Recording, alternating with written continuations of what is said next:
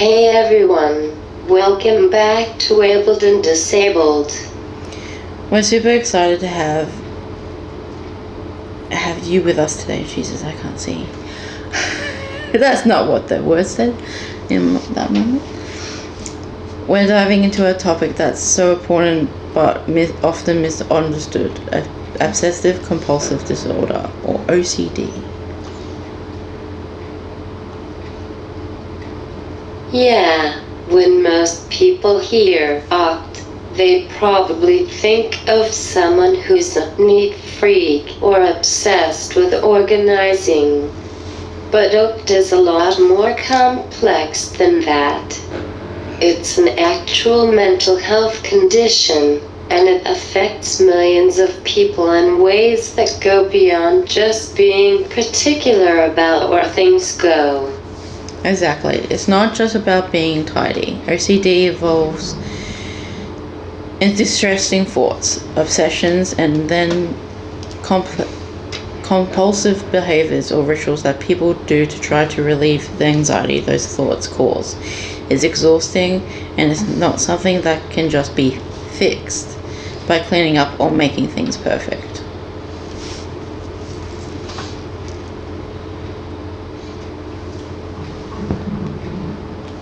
Right, and I think one of the biggest misconceptions is that OCD is just about the actions people take, but the real struggle is often with the mental and emotional burden of those thoughts. Today, we are going to unpack what OCD is, share some personal insights, and bust a few myths. Yes, and we're also going to touch on how OCD impacts people's lives, from their relationships to their careers, and ways to get support and treatment.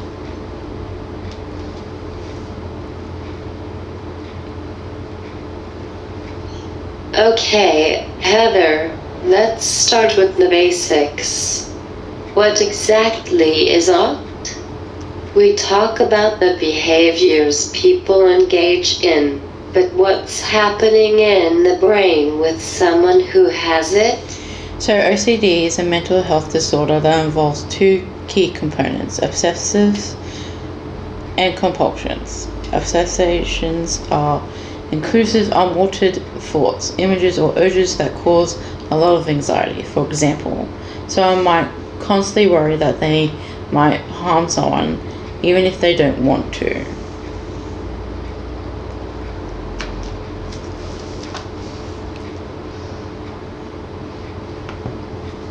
Yeah, and those thoughts can feel so real, right? It's like, you know you don't want to do those things, but the thoughts just keep coming back and creating a lot of distress. Exactly, and to cope with that anxiety, people develop compulsions, realistic behaviors or mental acts that they feel they have to do. It might be washing hands over and over, or checking things repeatedly. The compulsions provide temporary relief from the anxiety, but it's not a cure, it's more like a short-term fix. And over time, that cycle becomes so hard to break, right? It's like you were caught in a loop. The obsessions get worse, and the compulsions become more extreme because they're trying to control or suppress the anxiety. Exactly, it's a cycle that can be really difficult to manage. That's why therapy, specifically cognitive behavioral therapy, especially with a focus of exposure and response prevention, is so effective. ERP is a way of gradually exposing yourself to the feared thought or sensation without performing the compulsion, so you can start to build tolerance to the anxiety.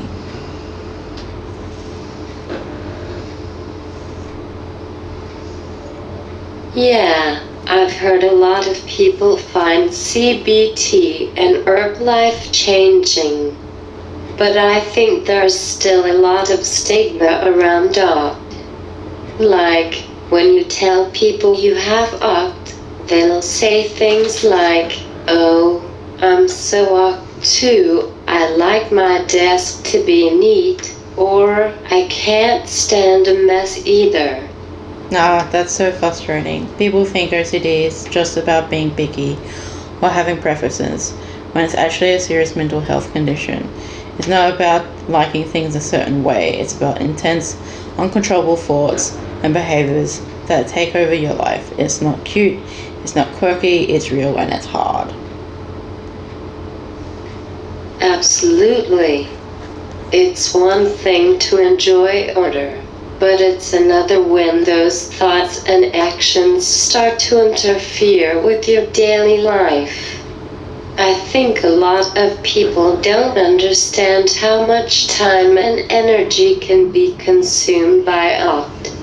For sure, the time spent performing rituals or obsessing over thoughts can make it difficult to hold a job, maintain relationships, or just even function on a daily basis. It can also lead to a lot of shame, because you feel like you're the only one experiencing it. That's why conversations like this one are so important. To let people know that they're not alone and that it's okay to ask for help. And on that note, Heather, what do you think are some of the key ways people can get support if they're dealing with OCD? Well, like I mentioned, therapy is huge, especially CPD with ERP. It's also important to get an accurate diagnosis from a professional, and for some people, medication like SSRIs can be helpful in managing symptoms. Yeah, medication can be a game changer for some people. But it's always about finding a balanced approach that works for you. Exactly. And building a support network is critical, whether it's friends, family, or support groups. Knowing there are others who understand what you're going through can make all the difference. And I think it's really about compassion for yourself and for others who are struggling. OCD doesn't define someone, it's just one part of their story. And it can get better, but it's not a quick fix. It's more of a process of learning to live with it and manage it over time. Yeah, and being patient with yourself through that process. No one gets better overnight, but every step forward is progress. Before we wrap up, let's talk about some of the myths people believe about OCD. First one, people with OCD are just neat freaks or perfectionists. What do you think, Heather? Definitely a myth. OCD isn't about yeah. It's about anxiety and feeling compelled to perform certain behaviors to reduce the anxiety. It's a mental health disorder, not just about liking things organized. Right. Here's another one. People with OCD are always obsessed with cleanliness. Not true. OCD can manifest in all kinds of different ways, like checking things, intrusive thoughts about harm, or fears about contamination. But it's not always about being clean. Exactly. And one more myth. OCD can be easily cured, if only. It's a lifelong condition for many people, but with the right treatment, people can manage it and live fulfilling lives. And that's the key, living asterisk with asterisk OCD, not letting it define you. There's hope, and there's help. You don't have to fight it alone. Totally. So if you or someone you know is struggling with OCD, remember there are resources out there, whether it's therapy, support groups, or just reaching out to a loved one for support. You're not alone in this.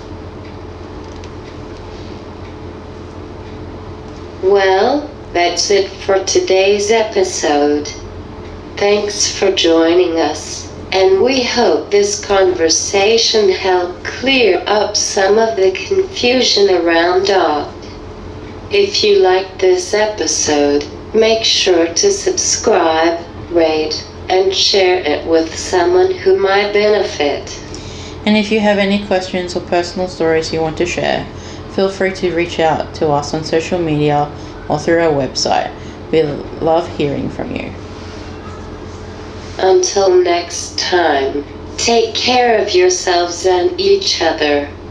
Stay pink and yellow. Bye.